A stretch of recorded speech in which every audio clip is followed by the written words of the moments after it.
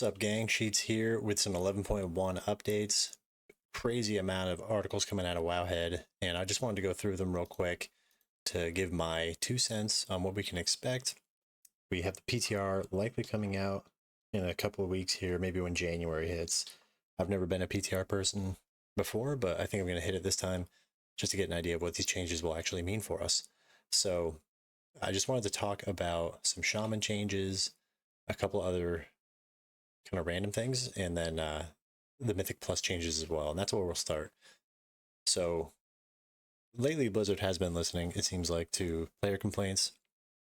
So this is seemingly a response to a lot of the complaints towards depletion of keys, where a lot of people think that keys shouldn't deplete, or maybe there should be a different system that makes it so maybe you can choose to not have it deplete if you spend a certain currency or blah, blah, blah. Well, this is what they came up with.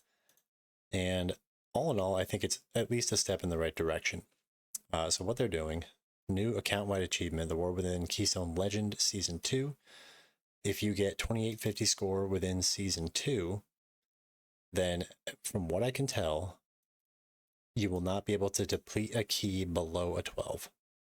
So I believe that means once you have this achievement, and it's account-wide, that any key your character has that's 12 or below, if you fail to meet the timer, it will not drop. So if you had an 8 and you ran it and you went over time, you'll still have that same key and it'll be an 8. Or if you complete it, maybe you'll get a new key and it'll remain an 8. But if you had a 13 and you missed the timer, then it'll drop to a 12. But then on the same note, if you run that 12 and you miss the timer, it'll stay a 12. So that I think is good. At least for your alts, right? So the character that you get to 2850, it's pretty rare you're going to be running anything below 12. But for your alts, if this is account wide, like I can think of for myself, I've been working on my Disc Priest and my Prop Paladin lately, and tanking and healing is very new to me. So going into a key that's below a 12, like I'm running really low keys on those because I'm just learning.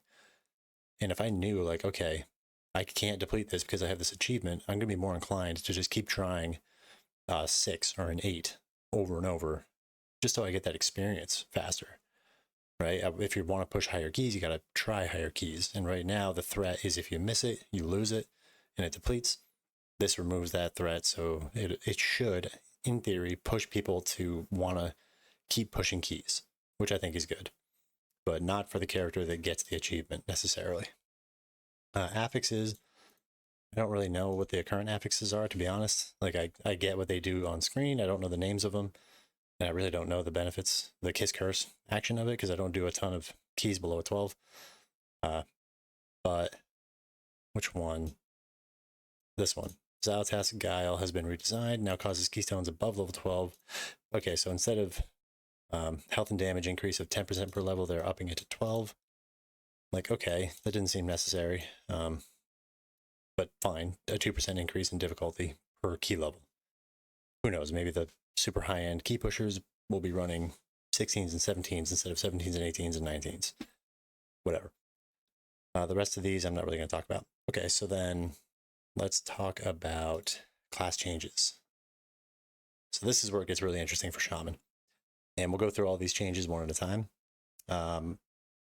This, honestly, some of this stuff I just don't know what the hell it means.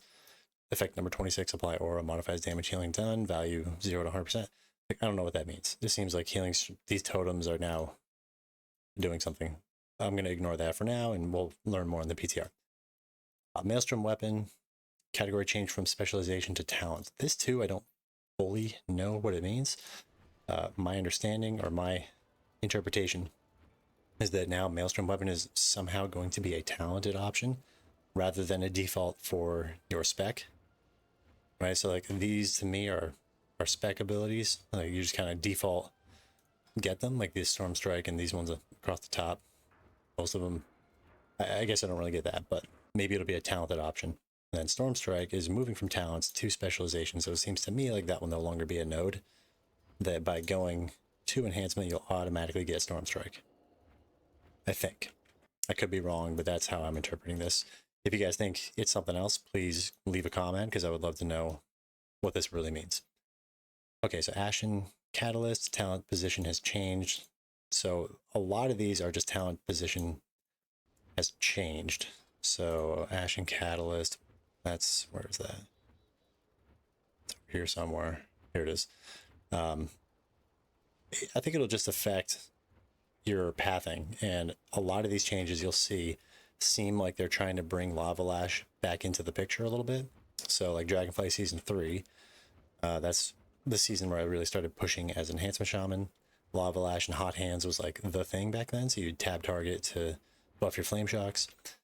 Maybe they're trying to bring it back, and this is a step in that direction. So Ashen Catalyst's position is moving. Crash Lightning, I don't know what's happening there. If someone knows, please leave a comment. Elemental Blast, they're moving the positioning. Elemental Spirits. Okay, so that's this one down here. It currently buffs 20% per element. Now they're nerfing it to 10% and only increases your physical damage dealt by 10. That's confusing. Increases your damage dealt with that element by 20 is now 10, but now only increase your physical damage dealt by 10%. So this part I don't understand, but it seems to me like it's a flat 10% reduction in damage based on this buff. Feral Spirit is also getting a nerf a little bit. What else here? Moving Fire Nova, Moving Flurry. They actually put a % chance to proc your Feral Spirit for Flowing Spirits. I don't know what it was before. It would just say a chance. Let's see. Flowing Spirits. They have a chance to summon a Feral Spirit. Now it's saying, okay, it's a 10% chance. So I don't know if that means it's currently a 10% and now it's actually telling us, or if this is different from a chance. So that'll be fun to figure out. Flurry's moving, Hailstorm's moving, Hot Hands is moving, Ice Strikes is moving. Ice Strike has a bunch of other buffs as well, so it looks like the damage is going up significantly. And the bonus it does, I don't think it's really affecting the bonus from what I can tell. Okay, Flashing Flames is adding Sundering to the mix to also increase your Flame Shock damage, so that's pretty cool. Lava Lash is getting a huge buff, so again, this is kind of leading me to believe that they're trying to bring Lava Lash and Hot Hands back into the mix to now have this maybe be the path you go instead of making Stormstrike your main builder. Legacy of the Frost Witch. What are they doing here? Oh, this is getting a big buff. Okay, so let's just look at it real quick. Where is it?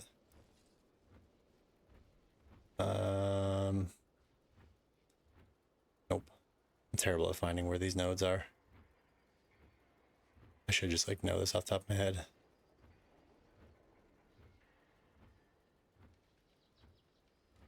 Oh my god, where the hell is this?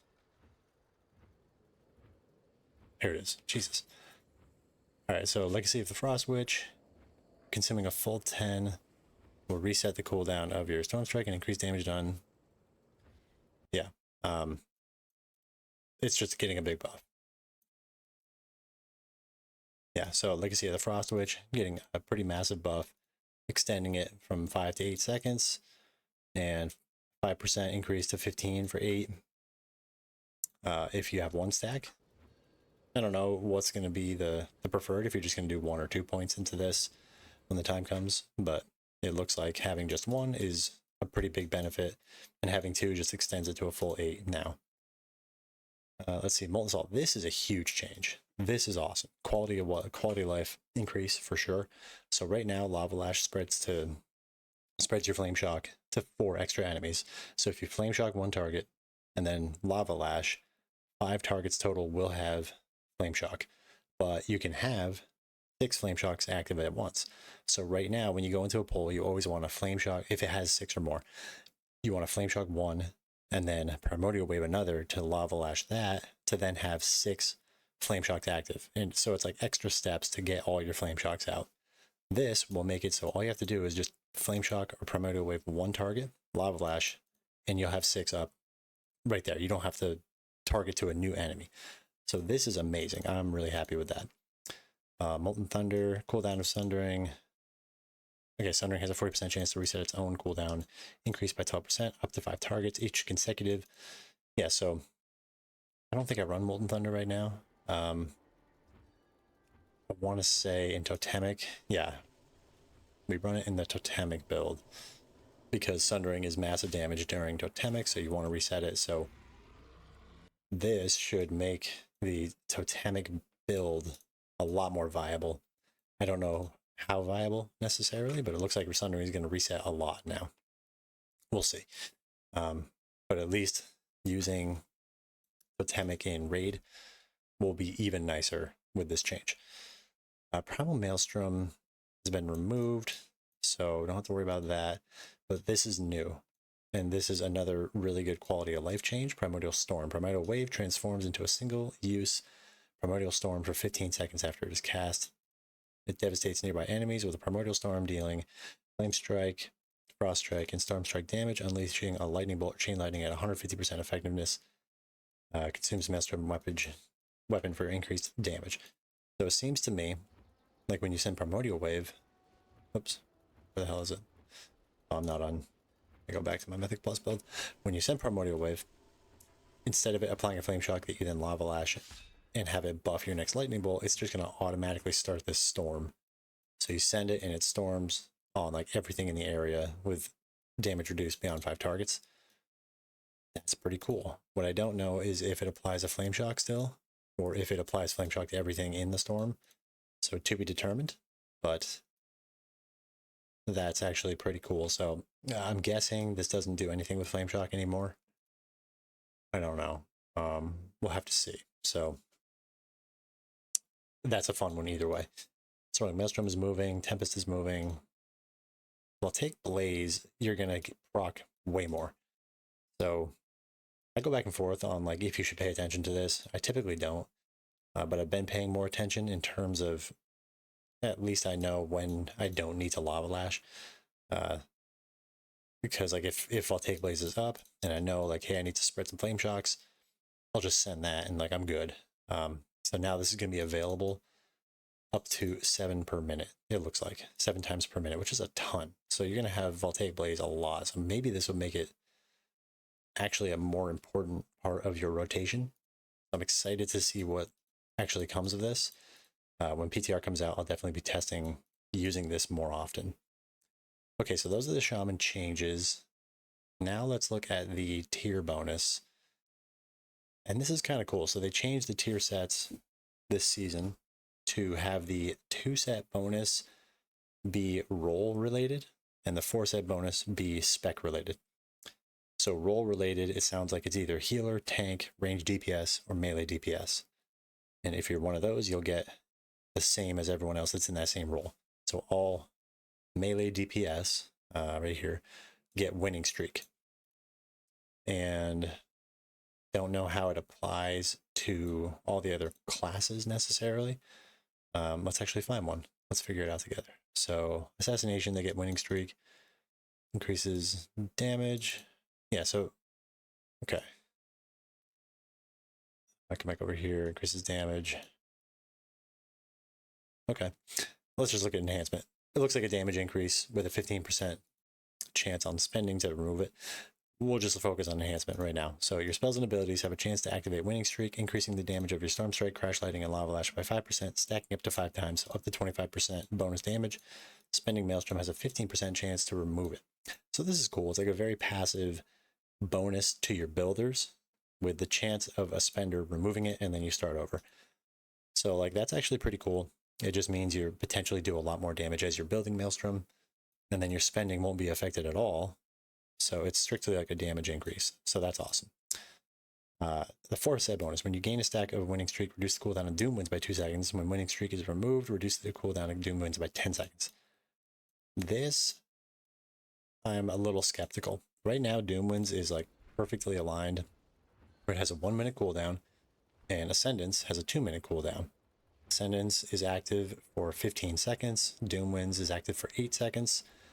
So every time you pop Ascendance, you immediately want to do Doom Winds, or at least shortly thereafter do Doom Winds, so that you can benefit from Doom Winds during your Ascendance window. And then when Ascendance is on cooldown, you can cast this one more time, and they just line up perfectly. With this change, I'll want to see like what that does, because it could mess with that a little bit, where I could see a world where maybe you know, Ascendance is 30 seconds away from being available. And then this makes your Doom Winds available right now. So then the question is like, okay, do I send it or do I hold it? Like, is this going to make it so good that you can send it once every 30 seconds or faster? If so, that's awesome, right? Because then we'll just be Doom Winds crazy, doing a ton of Wind Fury weapon attacks. And that's actually awesome. That actually gives us the potential to do 2 Doom Winds casts within our Ascendance, which is going to make this do a ton more damage. So I'm on the fence about this. I want to see how often it's actually going to proc, because that could be really good or it could be really annoying. I'm just not sure. Okay, let's look at the actual tier set model. We kind of got the shaft this season, in my opinion. Let's take a look at it. This one, like, yeah, like, what is this? Like, even the Mythic actually looks worse than the Heroic, in my opinion. Like, none of those look good. I'm just not a fan. The shoulders are cool, the helm looks ridiculous, and the rest of it's just not much to write home about. These actually look pretty good. And maybe it's because this one's so bad that this just looks amazing. But I'm actually pretty excited with these. This is definitely the preferred color, if you ask me. But I don't really care. All of these are cool. Like, that looks pretty dope. Good helm, good shoulders that match, cool belt, cool gauntlet. The robe is like a staple of Shaman. So I'm a fan. I like this a lot. All right, the last thing we're going to look at is the Augment Evoker change. And this was just like, I just wanted to touch on this because I think this will change the meta pretty significantly, because no longer will they be able to buff tanks or healers. Now, to be fair, I don't play Aug. I play with Augs, but I'm a DPS, so I don't know how much they actually impact the tank and healer, but I assume that they help them out pretty good. So this could be them trying to answer the question of like, how are we ever going to get away from Aug being constantly meta? Maybe this is the answer. So that's exciting. All you Aug players out there, I'm sorry. Maybe this will make you total garbage from now on, and hopefully that's not the case. I still want them to be viable. I think it's a super cool class. They're just like so OP in the higher keys that they're just always going to be meta right now. And that shouldn't be the case. So maybe this is actually going to be a really good change, but hopefully hopefully they didn't do too much with this. We'll see. So anyway, that's what's coming down the pike. Wowhead's coming out with updates like every 2 seconds by the looks of it. Let's see what else they got. Okay, so they have new talent calculator already for Druid, Hunter, Mage, and Priest. So when the Shaman one comes out, I'm definitely going to be taking a look at that. Maybe we'll do another video. Here's the KSM mount. That looks really sick. The cutting edge mount looks really cool too. It's got freaking guns on it. Like, hello. Yeah. Anyway, thanks for listening if you made it this far. And we'll see you guys out there.